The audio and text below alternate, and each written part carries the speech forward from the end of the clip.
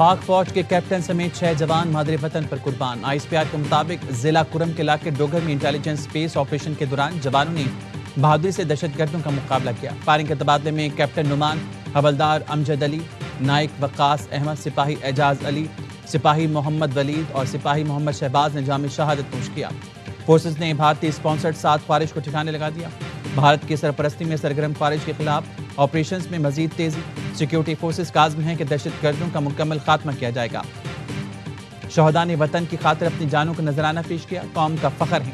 صدر مملکت، وزیر اعظم اور وزیر داخلہ کا شہداء کو خراج عقیدت۔ سیکیورٹی فورسز کے عزم، بہادری اور پیشہ ورانہ صلاحیتوں کو سراہا۔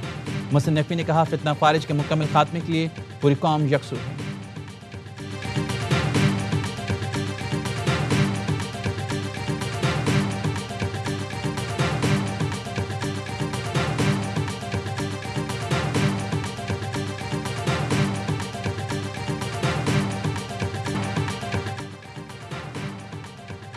افغان طالبان رجیم کی ہٹ دھرمی، استنبول مذاکرات ناکام، پاکستان کے دہشت گردوں کے خلاف تمام وسائل بروئے کار لانے کا اعلان۔ وزیر دفاع خواجہ آصف نے کہہ دیا، افغان سرزمین پاکستان کے خلاف استعمال ہوئی تو گھس کر ماریں گے۔ مذاکرات کی ناکامی کے ذمہ دار طالبان ہیں۔ کابل کی پوری قیادت بھارت کے ہاتھوں میں کھیل رہی ہے۔ یاوہ نیوز سے گفتگو میں کہا، 4 بار ایسا ہوا کہ معاہدہ ہونے ہی والا تھا کہ کابل سے انکار آ گیا۔ افغان طالبان مانتے تھے کہ کالعدم TTP افغان سرزمین استعمال کرتی ہے، لیکن وہ تحریری معاہدہ نہیں کرنا چاہتے تھے۔ ثالثوں پر افغان طالبان کی نیت عیاں ہو گئی۔ وزیر اطلاعات عطا نے کہا، صبر کا پیمانہ لبریز ہوگا، دہشت گردوں، ان کے ٹھکانوں اور سہولتکاروں کو نیست و نابود کیا جائے گا۔ قطر اور ترکیہ کی درخواست پر پاکستان نے امن کے لیے ایک اور موقع دیا۔ دہشت گردوں کے خلاف ٹھوس اور ناقابل تردید شواہد پیش کیے۔ افغان طالبان نے الزام تراشی، ٹال مٹول اور ہیلے بہانوں کا سہارا لیا۔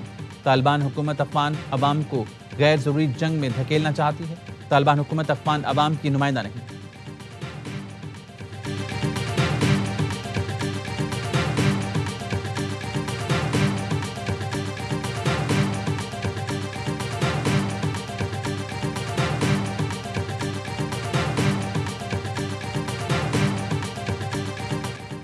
خواجہ آصف کی افغان طالبان کو پھر تورا بورا میں دھکیلنے کی دھمکی۔ ایکس پر لکھا، طالبان چاہیں تو شرمندہ چہرے کے ساتھ دم دبا کر بھاگیں گے۔ یہ خطے کے لوگوں کے لیے ایک نظارہ ہوگا۔ افغانستان سلطنتوں کا نہیں بلکہ اپنے لوگوں کا قبرستان رہا۔ یہ ایک ایسی جنگ ہے، ایک ایسی جگہ ہے جہاں سلطنتوں نے اپنے کھیل کھیلا۔ پاکستان انہیں مکمل فنا کرنے اور غاروں میں دھکیلنے کی صلاحیت رکھتا ہے۔ اپنی عسکری طاقت کا ایک جز بھی استعمال نہیں کرنا پڑے گا۔ برادر ملکوں کی درخواست پر پاکستان نے امن کو ایک موقع دینے کے لیے بات چیت کی، مگر بعض افغان عہدیداروں کے زہریلے بیانات طالبان کے دھوکے باز اور منتشر ذہنیت کی عکاسی کرتے ہیں۔ پاکستان کے اندر کسی بھی دہشت گرد حملے یا کسی خودکش دھماکے کا کڑوا ذائقہ چکھایا جائے گا۔ چاہیں تو ہمارے عزم اور صلاحیتوں کا امتحان لے لیں، اس کا انجام آپ کی ہلاکت ہوگا۔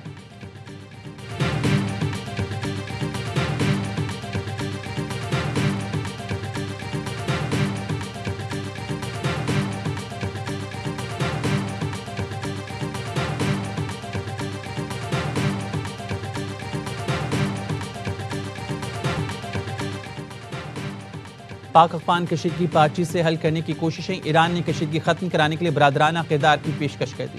ایران کے صدر ڈاکٹر مسعود اور وزیر داخلہ محسن نقوی کی تہران میں ملاقات۔ محسن نقوی نے پاکستان اور افغانستان کے سرحدی صورتحال سے آگاہ کیا۔ محسن نقوی نے کہا، ایران پاکستان علاقائی امن و استحکام کے شراکت دار ہیں۔ ایرانی صدر نے کہا، وہ پاکستان کے ساتھ تعلقات کو خصوصی اہمیت دیتے ہیں۔ ایران اپنے برادر ملک کا تعاون فراموش نہیں کر سکتا۔ وزیر داخلہ محسن نقوی کی افغانستان کے نائب وزیر داخلہ سے بھی ملاقات۔ دونوں نے مصافحہ کرنے کے بعد بات چیت کی۔ ملاقات اقتصادی تعاون تنظیم کے اجلاس کے موقع پر ہوئی۔ وزیر داخلہ نے پاک افغان مسئلے کو بات چیت کے ذریعے حل کرنے پر زور دیا۔ کہا، ہر گھر میں اختلافات پیدا ہوتے ہیں، انہیں بات چیت کے ذریعے حل کیا جاتا ہے۔ وزیر داخلہ ایرانی ہم منصب اور دیگر حکام سے ملے۔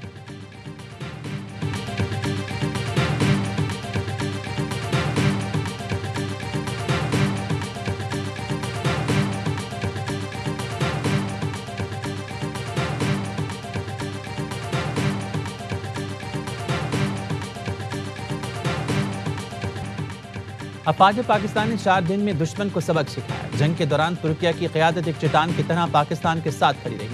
وزیر اعظم شہباز شریف کا ترکیہ کے قومی دن کے موقع پر اسلام آباد میں تقریب سے خطاب۔ شہباز شریف نے کہا، پاکستان اور ترکیہ یکجان دو قالب ہیں۔ دونوں ملک معاشی اور دفاعی تعاون میں آگے بڑھ رہی ہیں۔ ترکیہ نے ہر مشکل وقت میں پاکستان کا ساتھ دیا۔ جنگ ہو، تباہ کن زلزلہ ہو یا سیلاب، ترکیہ مدد میں ہمیشہ پیش رہا۔ ترکیہ نے ہمیشہ فلسطین اور کشمیر پر پاکستانی موقف کی حمایت کی۔ پاکستان بھی قبرص پر ترکیہ کے موقف کی حمایت کرتا ہے۔ وزیر اعظم کی جمہوریہ ترکیہ کی قیادت اور عوام کو قومی دن کی مبارکباد۔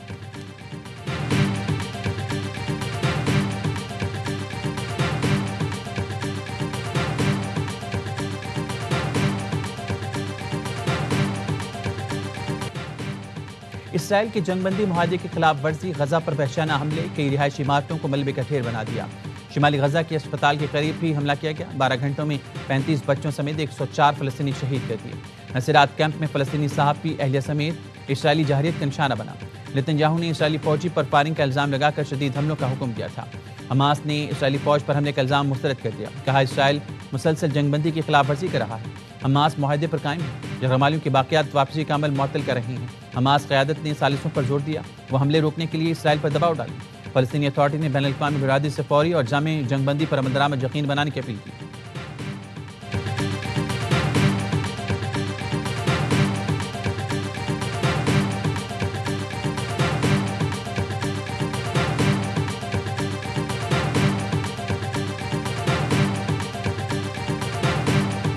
جنگ بندی کو کسی چیز سے خطرہ نہیں۔ امریکی صدر ڈونلڈ ٹرمپ کا کہنا ہے اسرائیل نے ایک فوجی پر حملے کا جواب دیا۔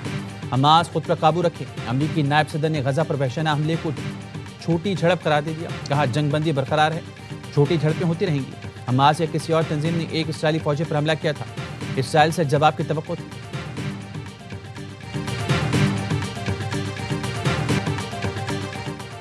پاکستان کے غزہ میں اسرائیلی جارحیت کی شدید مذمت۔ ترجمان دفتر خارجہ کہتے ہیں اسرائیلی اقدامات بین الاقوامی قانون اور امن معاہدے کی خلاف ورزی ہیں۔ اسرائیلی اقدامات دیرپا امن و استحکام کی کوششوں کو نقصان پہنچا رہی ہیں۔ قطری وزیر اعظم نے اسرائیلی حملوں کو پریشان کن قرار دیا۔ شیخ محمد نے کہا حماس واضح کر چکی ہے وہ غزہ کی حکومت چھوڑنے پر آمادہ ہیں۔ فریقین کے درمیان جنگ بندی اور امن کے قیام کی کوششیں جاری ہیں۔ برطانوی وزیر اعظم کا اسرائیلی حملوں پر اظہار تشویش۔ کیئر سٹارمر نے کہا جنگ بندی معاہدے کی پابندی ہی امن کا واحد راستہ ہے۔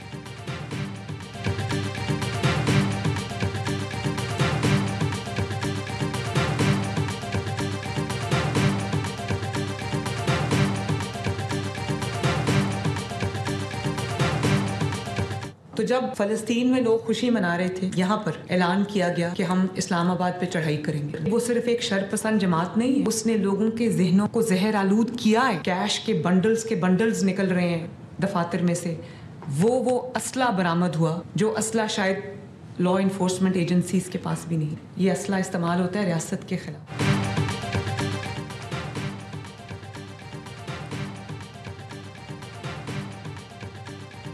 غزہ کے نام پر پرتشدد احتجاج کر کے عوام کو تکلیف پہنچائے گی۔ قلعدم TLP کے پاس وہ اسلحہ ملا جو ہمارے اداروں کے پاس بھی نہیں۔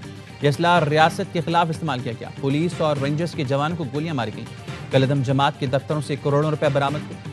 وزیر اعلیٰ پنجاب کا اتحاد بین المسلمین کمیٹی سے خطاب۔ کہا ڈیالہ میں بیٹھے شخص نے بھی مذہب کارڈ کھیلا، 600 افراد کی ہلاکت کا ٹویٹ کیا۔ اس کی پارٹی کمزور ہو گئی تو اس نے جیل میں بیٹھ کر مذہب کا نام استعمال کرنا شروع کر دیا۔ دین کے نام پر اپنا ایجنڈا مسلط کرنے کی کوشش ہو رہی ہے۔ دین کی آڑ میں مذموم مقاصد ناقابل قبول ہیں۔ جب کوئی سیاسی اور مذہبی جماعت ہتھیار اٹھا لے تو وہ پرتشدد جماعت بن جاتی ہے۔ PTI نے 9 مئی کو عسکری اداروں پر حملہ کیا۔ PTI نے جب ہتھیار اٹھائے وہ سیاسی جماعتوں کی فہرست سے باہر نکل گئی۔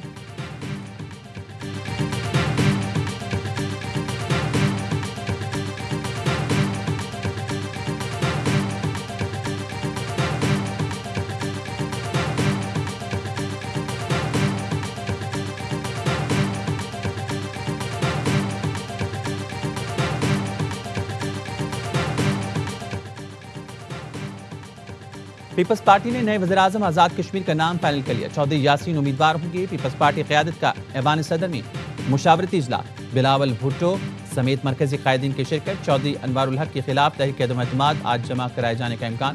نون لیگ کے 9 اراکین اسمبلی نے بھی تحریک عدم اعتماد پر دستخط کر دیے۔ ذرائع نے بتایا پیپلز پارٹی کا آزاد کشمیر کے صدر بیرسٹر سلطان محمود کو تبدیل نہ کرنے کا فیصلہ۔ بیرسٹر سلطان محمود بطور صدر آئینی مدت پوری کریں گے۔ قانون ساز اسمبلی میں بیرسٹر سلطان گروپ کے 5 ارکان۔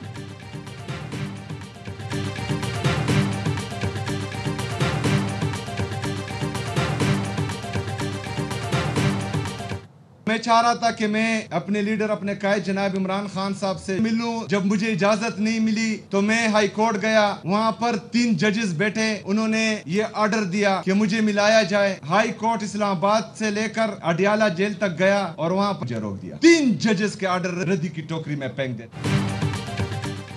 3 ججز نے میری بانی سے ملاقات کرانے کا حکم دیا لیکن فیصلہ نہیں مانا گیا. ہم آواز اٹھائیں گے, آئین اور قانون کے دائرے میں رہ کر تمام طریقے استعمال کریں گے. وزیر اعلیٰ خیبر پختونخوا سہیل آفریدی کہتے ہیں بانی پی ٹی آئی سے مل کر رہنمائی لینا چاہتا تھا. صوبے میں امن و امان کے لیے اقدامات کر رہی ہیں. بارشہ عقیل کا کہنا ہے وزیر اعلیٰ کے پی اپنے حلف کی خلاف ورزی کر رہی ہیں. سہیل آفریدی نے ہٹ دھرمی کی مثال قائم کی.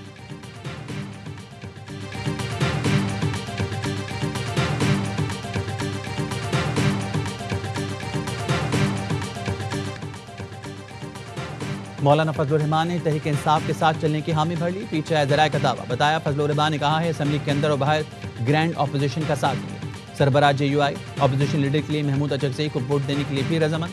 اسد کیسر نے وقت کے ہمراہ مولانا سے ملاقات کی. مولانا فضل الرحمان نے گرینڈ جرگے میں شرکت کی دعوت قبول کر. نوجوانوں اپنے حقوق کے لیے حکمرانوں سے لڑنا ہوگا. سیاست نعرے شخصیات اور پارٹی نہیں اصولوں کی بنیاد پر ہونی چاہیے. امیر جماعت اسلامی حافظ نعیم الرحمان کا لاہور میں بنو قابل پروگرام کی تقریب سے خطاب. کہا پاکستان کے 2 کروڑ بچے اسکول سے باہر ہیں. فری بنیادی تعلیم ریاست کی ذمہ داری ہے. 32% نوجوان بے روزگار ہیں, انہیں ہنرمند بنانا ہوگا. بنو قابل پروگرام نوجوانوں میں بہت مقبول ہو رہا ہے.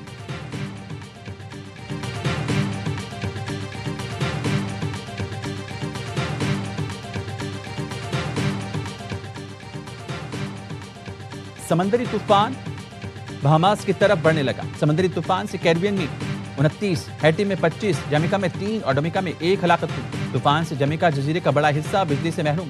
سمندری طوفان کیوبا سے ٹکرانے سے 1,40,000 شہری متاثر.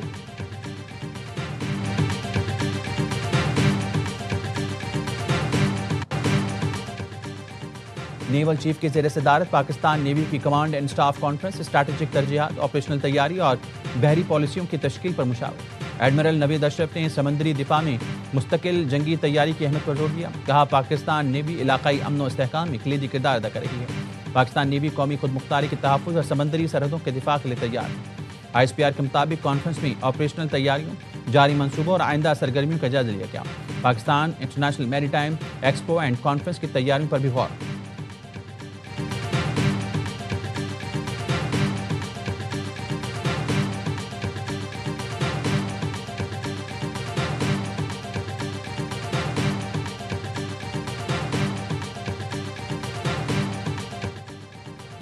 شام نے 10 ماہ میں 28 ارب ڈالر سرمایہ کاری کے معاہدے کی. شامی صدر احمد الشرا کا ریاض میں ایف آئی آئی کانفرنس سے خطاب. کہا شام اور سعودی عرب کے اقتصادی تعلقات مزید مضبوط ہو گئے. خلیجی ممالک اردن اور ترکی سے اقتصادی تعاون بڑھانے پر بات چیت جاری ہے. عالمی سرمایہ کاری کانفرنس میں ولی عہد محمد بن سلمان اور ڈونلڈ ٹرمپ جونیئر سمیت اہم عالمی رہنماؤں اور سرمایہ کاروں کی شرکت.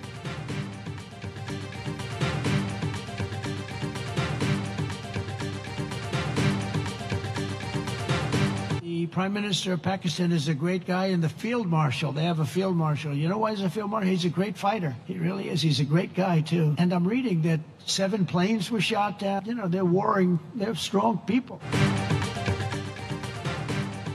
پاکستان کے پاس فیلڈ مارشل ہیں جو بہترین فائٹر اور عظیم انسان ہیں.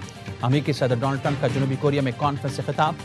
پھر پاک بھارت جنگ رکوانے کا ذکر کیا. کہا 8 ماہ کے دوران 8 جنگیں رکوائیں.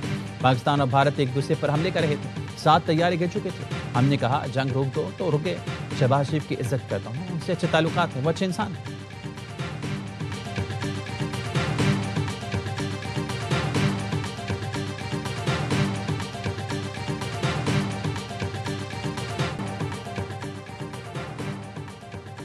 کراچی میں ٹریفک قوانین کی خلاف ورزی پر الیکٹرانک چلان. 24 گھنٹوں میں 4,301 چلان کیے گئے.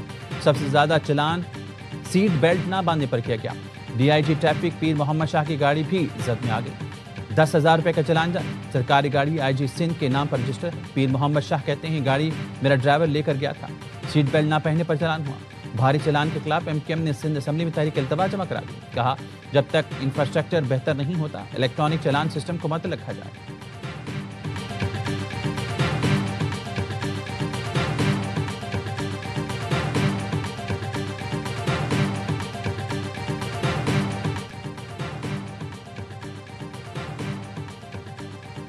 کچھ لوگ پیدا ہی تنقید کے لیے ہوتے ہیں. ای چلان سسٹم ٹریفک قوانین کی پاسداری کے لیے، پیسہ بنانے کے لیے نہیں. سینئر صوبائی وزیر شرجیل میمن کہتی ہیں اچھا شہری ہونے کے ناطے ٹریفک قوانین پر عمل درآمد کریں.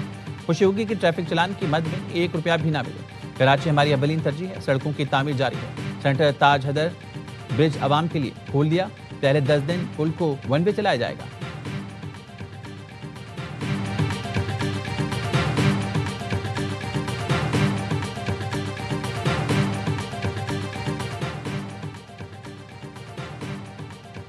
یہ طیارہ ہے یا W11؟ کراچی ایئرپورٹ پر نجی ایئر لائن کا کارنامہ، سیٹوں سے زیادہ مسافر سوار کرا دیے. پرواز کراچی سے اسلام آباد جا رہی تھی. کپتان کو ٹیکسی کے دوران طیارے میں 2 اعزازی مسافروں کی موجودگی کا علم ہوا. کپتان نے طیارہ واپس بورڈنگ برج پر لے آیا. 2 اعزازی مسافروں کو اتارنے کے بعد طیارے کی روانگی کا اعلان کیا گیا. واقعے کے باعث شام 5 بجے روانہ ہونے والی پرواز تاخیر کا شکار ہوئی. ایئرپورٹ انتظامیہ کا کہنا ہے اضافی مسافر نجی ایئر لائن کے اپنے تھے. واقعے کی تحقیقات کو حکم دے دیا.